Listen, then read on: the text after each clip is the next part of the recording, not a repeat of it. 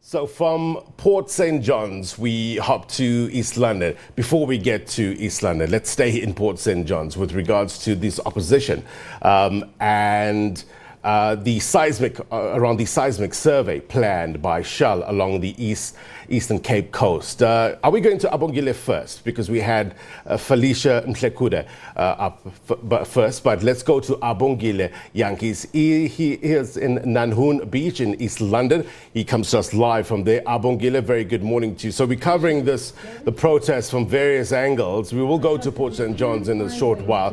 What's happening where you are? When it comes to growing our oil.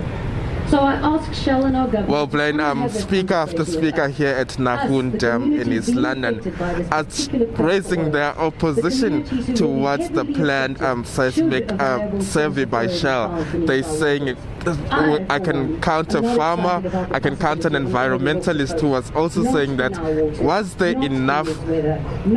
enough research done on this before embarking on this? They're saying that it does more harm than good for society. They're saying that they are not going to stop here from today. They are going to keep on lobbying other groups to make their voices heard. With me, I do have an open water swimmer, Joy Roche. A very good morning to you, ma'am.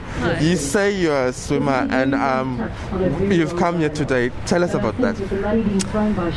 Well, you know, I'm an open water swimmer, and that's really all that I can say. I'm not a scientist, I'm not a politician, and I'm not in big business.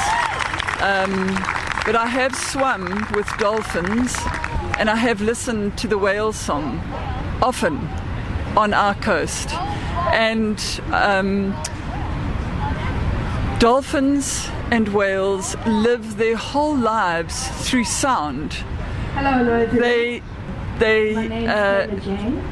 Everything they do is with sound, and before I see the dolphins coming, I hear them, and I hear these beautiful sounds coming towards me, and suddenly they are in my space, and they're in front of me and below me and around me, and there's this incredible joie de vivre and zest for life that they have, and it's all lived through sound. If the water is dirty, I hear these clicks, and it's them echolocating to see where I am so that they don't knock into me. So with this now, this planned survey that's going to be conducted, how does that make you feel?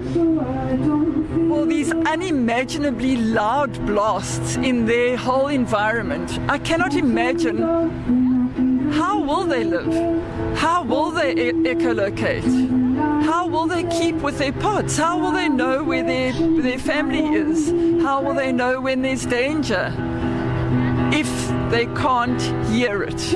And the sounds that we're talking about are unimaginably loud, and they are constant.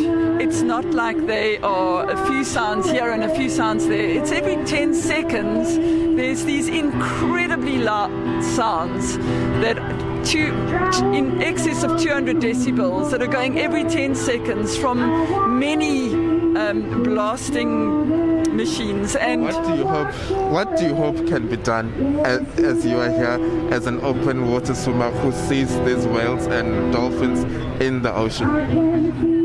Well, I feel that this survey needs to be stopped. We don't want to lose our ocean, and you know, it's not just the dolphins and the whales that we're talking about. I'm told by scientists that the plankton dies with the sound. So if the plankton dies, the next lot is going to die because they feed. So the whole chain is going to be destroyed. And I feel that this survey needs to be stopped at all costs, and we are the voice of the dolphins, of the whales, and of the other species. We are their voices. They can't speak for themselves, and we need to speak for them. And that's what's happening here and in the whole country and many parts of the world. They are being spoken for, and I believe that a good result will happen. I thank you so much for your time. It's a pleasure. Well, Blaine, as you can see behind me, the residents, the protesters who have come out here in this terrain of East London to raise their opposition around this matter. They are saying they will forge ahead and do whatever they can do possible to ensure this matter doesn't go forward, as they believe it does more harm than good, Blaine.